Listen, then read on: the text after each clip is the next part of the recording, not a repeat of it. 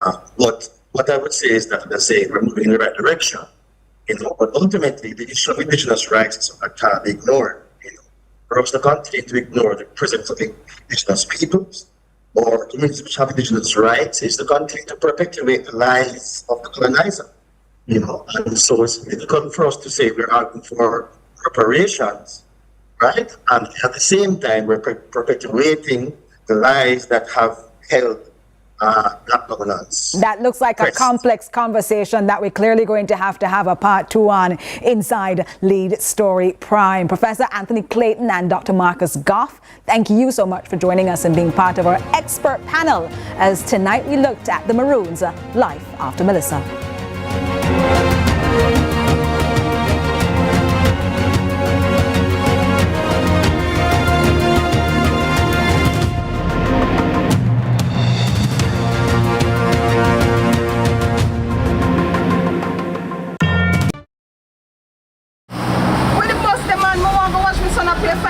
CVM, But mums, you can't watch it on CVM website, man.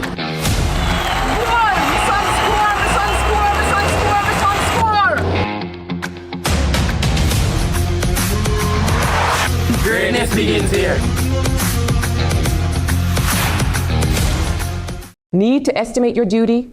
Perform a track and trace? Search for a declaration? Then download the Jamaica Customs mobile app today. The time by the Jamaica Customs Agency is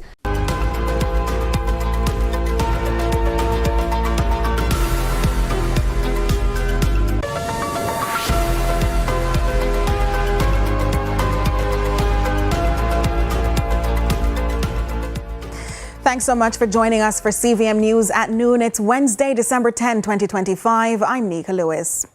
In Parliament on Tuesday, sharp questions were raised about the Jamaica Public Service Company as the nation continues to grapple with the devastating aftermath of the Category 5 hurricane. Opposition members pressed Finance Minister Favour Williams for clarity on the true extent of JPS's reported damage, what exactly is needed to fully restore electricity to the thousands still in the dark, and whether the utility company is in full compliance with the conditions of its license during this critical period. If 350 million is the figure that is required, and they have received 150, it would leave a shortfall of 200. Now, if JPS is currently in a predicament where the license that they have to operate, they currently have no guarantee beyond another 2 years, and their entire revenue that they will earn over those 2 years is less than the 200 million, then it would mean that some further assessment would need to be done prior to making a loan of 150 million US. It makes a whole heap of sense. Yes, they want light. Yes, they do. And that's why we need to know how much to give them light. The Kingston and St. Andrew Municipal Corporation is moving to ease financial pressure on small businesses and the entertainment sector with a series of temporary fee reductions. Kevin Black tells us more. KSAMC will be offering a one-time, time-limited discount on unorganized and long outstanding signage fee.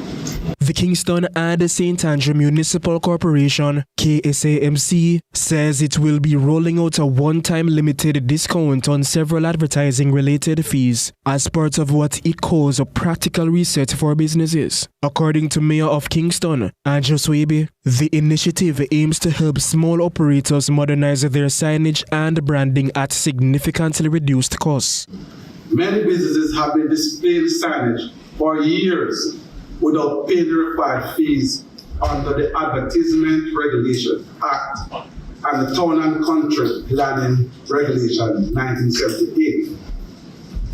As the local planning authority, the KSAMC has a legal mandate to administer, collect, and where appropriate, offer structured concession on these fees. The KSAMC used the moment to commend event organizers and community stakeholders who stepped up during recent hardships, contributing supplies, mobilizing networks, and providing direct support to affected families. I must use this opportunity to acknowledge and thank to several individuals and stakeholders within the entertainment sector who during this difficult period demonstrated remarkable generosity and care. Many stepped forward of their own accord, using their personal resources, activating their network, organizing support, and send much needed supplies in affected communities. We recognize and appreciate all donations, both locally and internationally.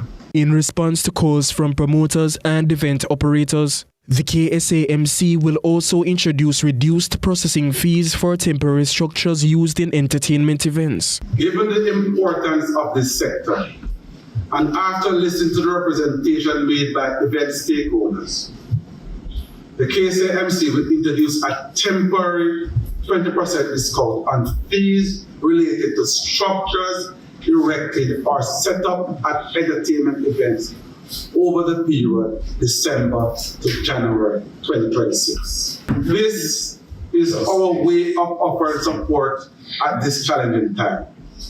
We hope it gives the industry some breathing room as they support the recovery process. Kevin Black reporting for CVM News.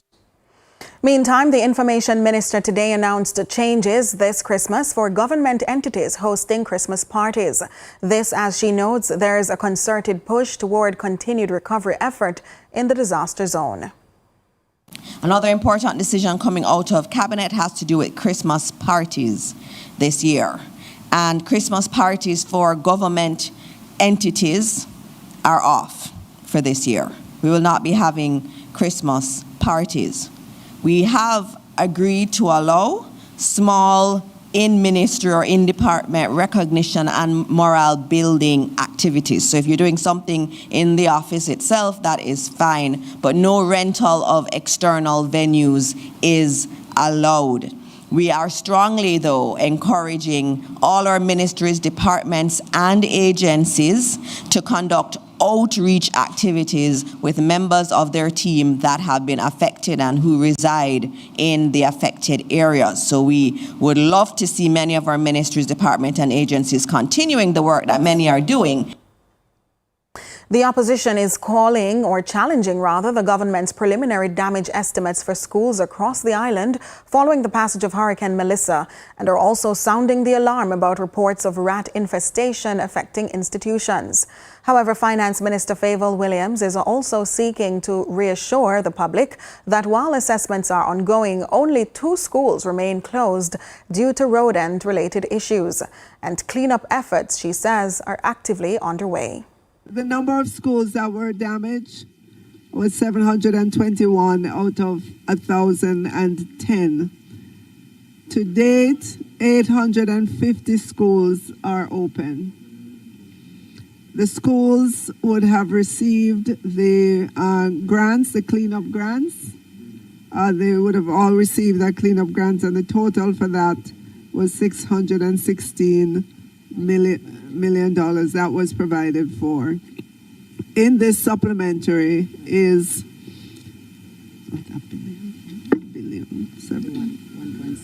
is 1.7 billion plus the 616. Right.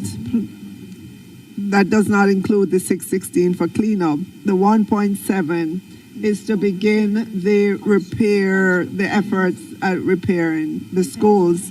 TENS, ITC, repair, and so on. We know that it is going to cost way more than 1.7 billion, but that's a beginning allocation for the 3 months remaining in the financial year. Stay with us for our live interview session when we return.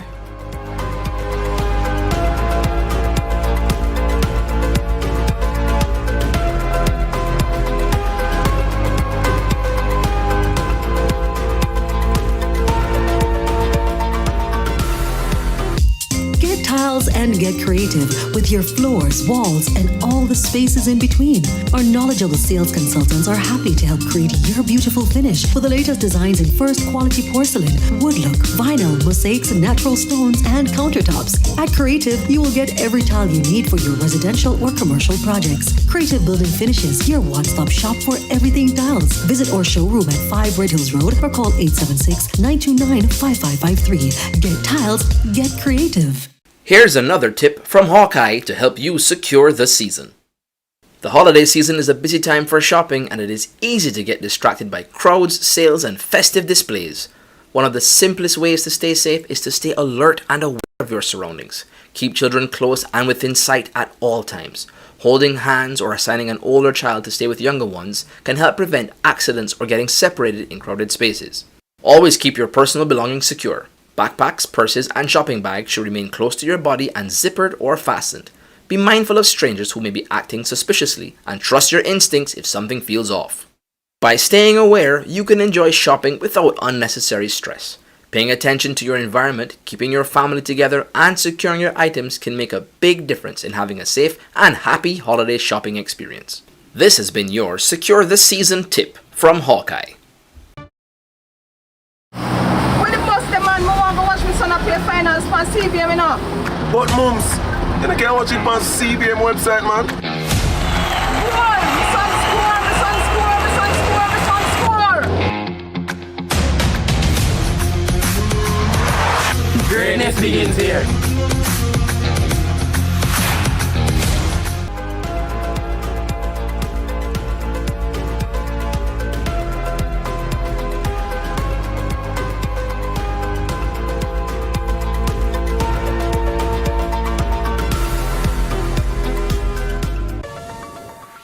Welcome back. Well, we're starting our discussion segment because there have been recent reports of vandalism in St. Anne and St. Mary, while the Jamaica Public Service Company has been working on restoring electricity to the most affected parishes by the recent Category 5 Hurricane Melissa.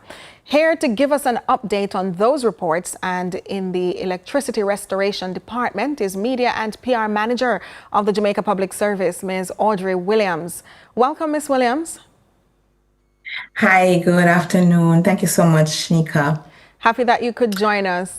Could you provide a rundown of how this network, of the network damage, firstly in St. Anne and St. Mary, and how that affected the electricity restoration efforts in those parishes? Sure. So we had sustained significant damage, and as you would have heard, we did have a setback as well when there was vandalism on the part of, well, in St. Anne. Initially, it had said St. Anne and St. Mary, but just for clarity, it was just in St. Anne that we had this setback. Okay. However, we did send out a report today where we're very pleased to say that we had announced some targets at our media briefing in November. And we had said by December 10 for some communities, and by the first week of December, we would have reached certain milestones, and we have accomplished all of them. So we're happy about that. Just to let you know, we committed to restoring 5% of customers in there, and they worked on 75% of customers of the parishes of Manchester, Clarendon, and St. Anne by December 10, which is today. And we have done so. And we had actually put up the list of communities on our website. It's about 69 communities, really. And persons can go there and see the list of communities. And this is not only those communities, but certainly we had committed to those communities. But in addition to them, a host of other communities have been restored. We have actually surpassed the targets that we had set. So now more than 96% really of our customers in St. Mary and Portland have electricity. We have continued to abide faithfully by our restoration protocol, which sees our essential services as high priority first, followed by the major town centers and then the larger communities and smaller communities. So in terms of our essential services, we have now energized all of the major hospitals across the country, with the exception of the Black River Hospital. And that's because, as most of us know, that particular area, Black River, St. Elizabeth really on a whole, took a really severe battering battering. But we are looking at some creative solutions to see what we can do in the parish until we're able to get everything up. Also, in terms of essentials, we have been working to get the most critical sites for telecoms and for the public water supply, NWC, up. At this point in time, we have roughly 75% of our telecoms and our water supply critical sites energized. So that is also helping to create a great deal of normalcy for customers across the board. In terms of large commercial centers, we focused specifically on, first, the city of Montego Bay. So Montego Bay town proper is up, Elegant Corridor, for the obvious reason that there's a lot of commercial activity there, as well as employment. This is an area that employs persons, not just in the parish, but also several parishes around the parish of St. James. They get their employment in that community. Likewise, Negril, the Norman Manley Boulevard, West End Negril, which is very important to the tourism sector as well. All of that entire strip, Freeport, etc. Also, Ocho Rios Pier, Falmouth Pier. So we focused on some very high commercial points as part of the strategy to facilitate normalcy. Outside of that, though, 13 out of 14 parish capitals have been energized, and we are looking as we go forward into Christmas, the new year. We are anticipating that all towns will be energized as well. So that is something that people can look forward to. Many towns actually are energized as I speak, but for those that have not yet been electrified, coming into Christmas and the end of the year, we will have all towns. And by town, it doesn't have to have town on the name of the community, but if it is a commercial hub, if it's a high point in communities where there's a lot of commercial activity, then that's an area that's going to be energized by Christmas / New Year going into January. We are also, yes, absolutely. So what I want to find out about, because I know you've spoken at length about the re-electrification of several of these major hubs and communities. So we know that there was a timeline for, in some spaces, up to 2026. Can you say what is the change, if any, since? Because we've heard quite a bit of talk in the Parliament about a loan from the government and all of that, threats to even your license. What is the JPS making of that, and has it impacted the timelines that were initially projected? Well, we are continuing with the timelines that we had published. So certainly we expect that with the additional assistance, we will hit our timelines of at least 90% of our persons, of our customers should be electrified by January, end of January, going into February. We anticipate that as we continue, we will be able to hit those very, very important milestones. And so what is the missing element? We've heard the politicians and several stakeholders inquiring, certainly recently, as to what's the delay in getting more of these spaces fully powered before 2026. What is your biggest limitation? The biggest limitation really is the extent of the damage. I don't think some persons understand just how devastated the network was on that side of the island. And so even in their own communities where they might see some amount of damage, or they might see no damage depending on exactly where they are, they have to understand that the head of the stream, which is a transmission network, took a very serious battering. So this is what we're calling the last mile. And sometimes the last mile is particularly difficult. In some parishes like St. Elizabeth and Westmoreland, we're actually doing a rebuild. It's not just going out there and picking up some wires and putting them back on the pole and so on. It is a much more complex and involved process. So really what we have here, and if you compare us to other jurisdictions that have had similar disasters, and even disasters not as intense as Melissa, comparatively, we're doing very, very well. Our teams have been putting it all out. We've been doing some very strenuous hours. And I think what you're seeing here is the best of what is possible. We had arranged, even before the storm arrived, to have teams come in. We had contracted teams to be on the ground so that once the hurricane passed, we could get going right away. We have our Carelec, and for those who don't know, Carelec is similar to a union of electric utilities across the Caribbean.